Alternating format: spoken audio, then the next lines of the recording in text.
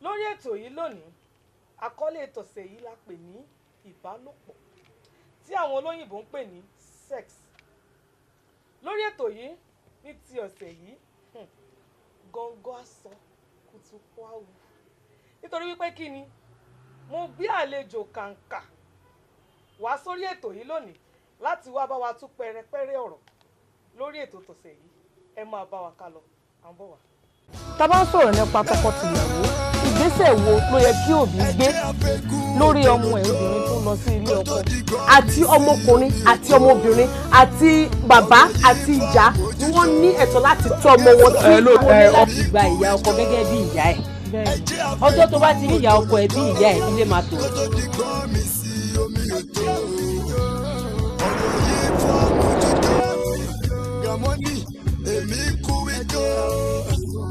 Béèrè yìí kò sí ọkùnrin kan tí ó lè fọwọ́ gbáyà pé òun lágbára láti fẹ́ ìyàwó méjì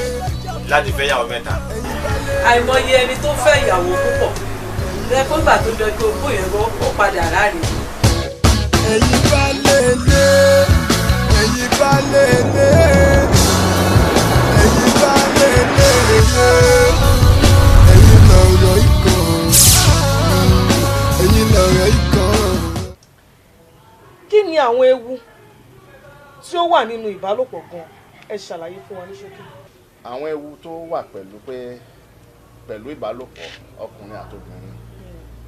òun ni pé èkíní ní àìsàn. Ó ní ohun tá à ń pè ní honeymoon cystitis. Ọkùnrin gan tó ṣẹ̀ fẹ́yàwó lánàá tó gbé lọ pé a fẹ́ lè ṣe honeymoon, tí ìbálòpọ̀ yẹn láti alẹ́ di àárọ̀ bá tó bí ẹ̀mẹ́ta, ó máa increase chance pé kí obìnrin yẹn ní nǹkan tá à ń pè ní urinary tract infection, that is infection nílé ọmọbìnrin. Then torí ti yẹn a máa ń fẹ́ pé kán máa try láti máa mumi dáadáa, then kán tó bára sùn àti tán má ṣe bára sùn tán kí obìnrin kí ó máa kó tọ̀ kó tó ṣe, kó tó bá dẹ̀ ṣe tán kó dẹ̀ tọ̀, so that àwọn tendency láti ní infection yẹn máa kúrò lára. Yàtọ̀ sí yẹn náà, àwọn kan wà tó yẹ pé wọ́n máa ń lo ihò ìdí ibi téèyàn ń bá yàgbẹ́, wọ́n máa ń ní sex láti bẹ̀. Ó jẹ́ nǹkan tá a máa ń rí lẹ́nu ọjọ́ mẹ́ta yìí, ó ti ń ṣẹlẹ̀. So téèyàn bá ń ṣerú ẹ̀ tó bá yẹ pé ìdí ló kọ́kọ́ lọ clean up dáadáa, kí ọkùnrin yẹn kó clean up dáadáa kó tó di pé ó ṣẹ̀ lọ padà sí ojú ara obìnrin gangan, kó má gbé àìsàn láti ibẹ̀ yẹn ìdẹ̀tí ibẹ̀ wá sí ojú ara obìnrin. So ohun tá a fẹ́ sọ sí yẹn nìyẹn. Then yàtọ̀ sí yẹn pé infection, ohun tó tún máa ń ṣẹlẹ̀ ni pé ó máa ń rẹ̀ èèyàn gan, ó máa ń rẹ̀ èèyàn. Lẹ́rí pé tán máa ń ṣe tán àtọkùnrin náà àtobìnrin tán máa ń ṣe dáadáa, ohun ni straight. That is also part of even the advantages of having sex. Ó máa ń jẹ́ kéèyàn sùn dáadáa. Mo meet yẹn ní àwọn advantages tá à ń sọ tẹ́lẹ̀ yẹn. Now tiredness tó máa ń yọ láti bẹ̀, èèyàn máa lose energy, ó máa weak. So ìgbà míì lára àwọn ohun tó máa ń ṣẹlẹ̀ téèyàn bá ní sex náà nìyẹn. Then àwọn kan wà tẹ́ pé ìgbà tán máa ń ṣe lọ́wọ́ tí obìnrin yẹn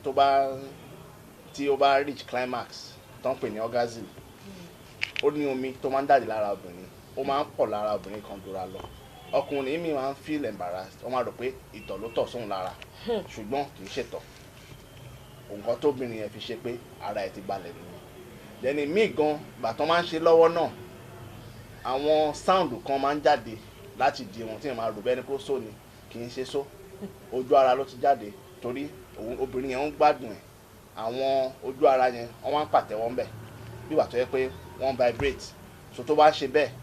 sound máa jáde ọkùnrin yẹn lè máa mọ̀ pé kíní yẹn fúnra ẹ̀ ló ń pariwo ó máa rò pé bóyá ó só ni lára àwọn ohun tó ń tibẹ̀ jáde nìyẹn. ẹ ṣé gan ni bàbá wa nínú ọ̀rọ̀ ìbálòpọ̀ yìí ìjọba wa ìsìn wọ́n ṣe òfin wípé ọmọ ọdún 11 ó láǹfààní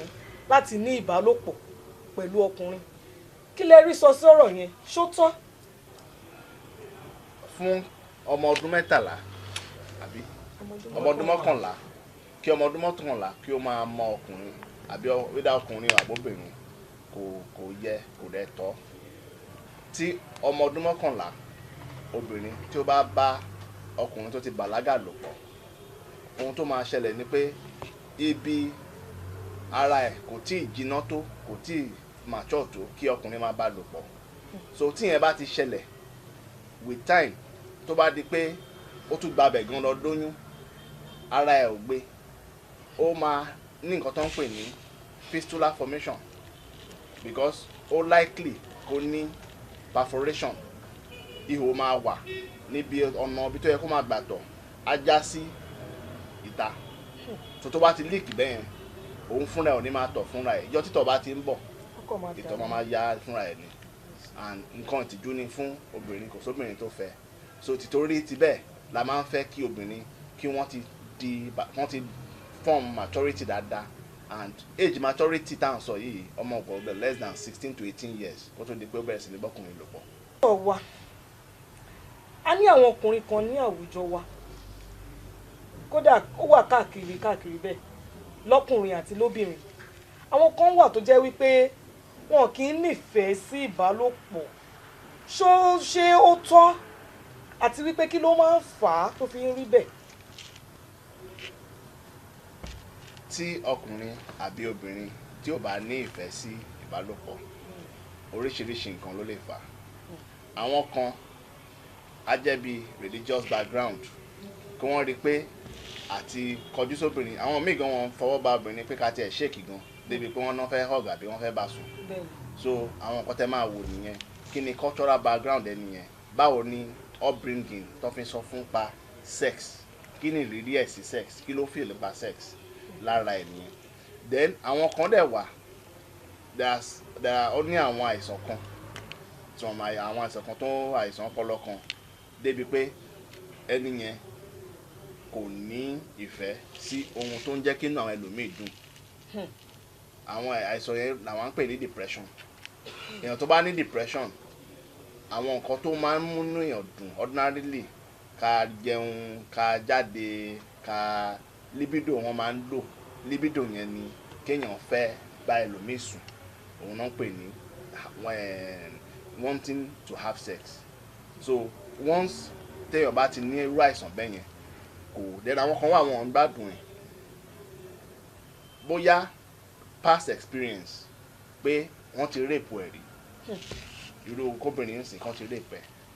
so kò gbá ọkùnrin first time tó máa ṣe ọkùnrin 4 ló bá sùn so ó ní orí ẹ̀ bẹ́ẹ̀ yẹn nǹkan tó bá jọ mọ́ sex kò lè appeal sí except we take her through some therapy ó ní àwọn therapy kan tá lè ṣe fún tá máa downplay àwọn memory yẹn àwa ṣe ìníwé pé a lè tún máa feel pé òun lè enjoy sex again. ẹ ṣé gan ni dókítà wa ẹ̀yin aráalé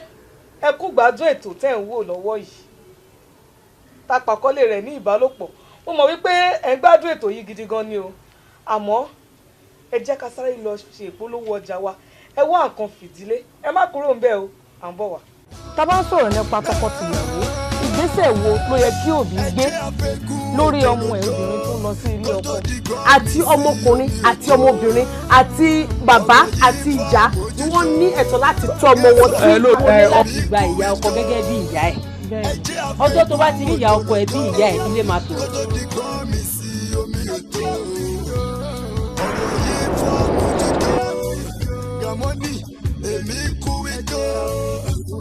béèrè yìí kò sí ọkùnrin kan tí ó lè fọwọ́ gbáyà pé òun lágbára láti fẹ́ yàwó méjì láti fẹ́ ìyàwó mẹ́ta. àìmọye ẹni tó fẹ́ ìyàwó púpọ̀ bẹ́ẹ̀ pé ìgbà tó jọ pé ogún yẹn ó padà láre. ẹ̀yin bá lélẹ̀ ẹ̀yin bá lélẹ̀ ẹ̀yin bá lélẹ̀ ẹ̀yin lọ̀rọ̀ ikọ̀ ẹ̀yin lọ̀rọ̀ ikọ̀. ẹ tún káàbọ̀ padà sórí ètò yín ètò wa ètò gbogbo aráalé tọkọ tìyàwó. dókítà ẹ sàn kankan lẹ́ǹkan ẹ ní pé àwọn obìnrin kan wà tí wọ́n máa ń feel pains ní ojú ara wọn lásìkò ìbálòpọ̀ kí ni nǹkan tó máa ń fà á àti pé kí ni àtúnṣe tí èèyàn irú obìnrin bẹ́ẹ̀ tó lè ṣe. kí obìnrin kí ó máa feel pé ojú ara ń dùn òun tóun bá ní ìbálòpọ̀ òun là ń pè ní dyspareunia. Dyspareunia yẹn ó lè wà lókè ó lè wà nínú. Now àwọn kan máa tó yẹ pé ordinarily wọ́n ti ní bad experience sex tẹ́lẹ̀ tó máa ti ní bad experience yẹn ìgbà tó máa wá di pé ó ti yẹ kán máa ní pẹ̀lú èèyàn tó yẹ kán ní pẹ̀lú bóyá wọ́n ti lólùfẹ́ kan ìjọ tó bá fẹ́ wá bá wọn ṣe lórí ẹ̀ sex ṣe nǹkan tó dùn tọkùnrin yẹn bá fẹ́ súnmọ́ psychologically ó máa ń ní nǹkan tá a pè ní vaginismus pain yẹn á kọ̀ wá ni tọkùnrin yẹn bá ṣe wọlé á kọ̀ dé pé òun ò lè wọlé ibẹ̀ yẹn á dípa ó máa ní contraction because memory ẹ̀ tẹ́lẹ̀ ni pé èyí tó ti ṣe tẹ́lẹ̀ rí o kò dùn mọ́ ìyẹn wà bẹ́ẹ̀ psychological pain yẹn wà bẹ́ẹ̀. There are some tó dẹ̀ yẹ pé tìtorí pé bóyá wọn ò ṣe foreplay kò wà well lubricated torí obìnrin tó máa bára wọn ṣe tẹ́lẹ̀ tó bá kiss tó bára wọn tó fọwọ́ kanra wọn dáadáa tó fọwọ́ bára wọn ṣe kó tó di pé wọ́n ṣe mating obìnrin yẹ kó wetness yẹn máa jẹ́ kọ́kùnrin yẹn lè wọlé freely but tó bá wà dry ìgbà tọ́kùnrin yẹn fẹ́ wọlé ó máa dùn ún kọ́ọ̀sì pé ó ń dùn mí nìyẹn. Then ìmí infection tí infection tó lónìí bá ní infection tọ́kùnrin bá fẹ́ bá lò pọ̀ ó tún lè ṣe kó máa dùn. So títí pé èyí tó bá jẹ́ pé torí pé kò wà wet ni and tí ò bá dẹ̀ rí pé ó lè achieve wetness yẹn I advise pé kán lo lubricant ó láwọn lubricants kan tó wà tí obìnrin lè fi sára àbí tọkùnrin lè fi pa àpọ́n ẹ̀ kó tó di pé ó decide láti bẹ̀rẹ̀ sí ní wọnú ara obìnrin náà. ẹ ṣé gan ni dókítà wa ìmọ̀ràn owó lẹ lè bá wa fún àwọn tọkọ-tìyàwó tí wọ́n wò wá nílé. ìmọ̀ràn tá lè fún àwọn tọkọ-tìyàwó tó ń wò wá ní èdè ni pé ohun tó dáa ni ìbálòpọ̀ ó ní àǹfààní tí ó dáa púpọ̀ tá bá dẹ̀ feel pé bó ṣe yẹ ká máa gbádùn ẹ̀ sí àgbádùn ẹ̀ tó ó ní ohun tá lè ṣe ó ní bẹ́ẹ̀ ṣe lè jọ máa ṣe tí ẹ fi meet satisfaction ara yín. So nọ́mbà tiwa òun ni 0803 231 7411 once again 0803 231 7411. Tẹ́ bá need any kind of information or counseling on this tẹ́ bá wa sọ̀rọ̀ ká lè yanjú ẹ̀ fún yín. Ẹ ṣeun. ẹ ṣé gan ni dókítà ọpẹ́ pàtàkì fún iléeṣẹ́ Alidco shoe designer tí wọ́n fi ẹ̀bùn kàǹkàǹkà yìí ta àlejò wa ta gbé wá sórí ètò tòní lọ́rẹ. bàbá wa ẹ bá wa dúpẹ́ lọ́wọ́ iléeṣẹ́ Alidco. Alidco lẹ ṣeun a dúpẹ́ lọ́wọ́ yín ẹ ṣeun. ẹ ṣé gan ni sà ẹ̀yin aráalé ẹ kú gbádùn ètò yín ètò wa ètò gbogbo aráyé tọkọ-tìyàwó. ní báyìí a máa fi àsìkò yìí ṣe ìlọ ẹ pàdé wa lọ́sẹ̀ tó ń bọ̀ lórí ìkànnì yìí ire o. tọkọtaya ẹ máa jà ẹ fẹsọ̀ bá ara yín gbé.